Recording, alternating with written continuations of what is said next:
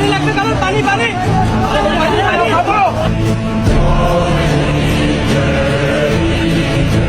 রক্ত যখন দিয়েছি রক্ত আরো দেবো এদেশের মানুষকে মুক্ত করে ছাড়বো ইনশাআল্লাহ। আমি 52 দেখিনি, আমি 24 দেখেছি, আমি 25শে মার্চ দেখিনি, আমি 15 জুলাই দেখেছি।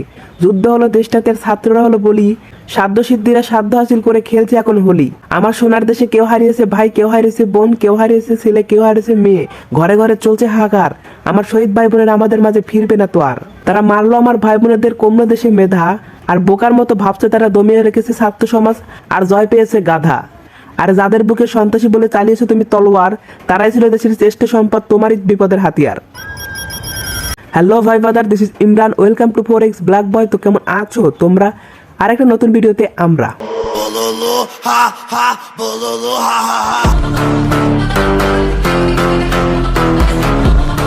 এই একটা আন্দোলন আমাদের শান্তি নষ্ট করলো, এই একটা আন্দোলন আমার শত শত ভাইদের জীবন নিল, এই একটা আন্দোলন আমার মায়ের বুক থেকে তার সন্তানকে কেড়ে নিল।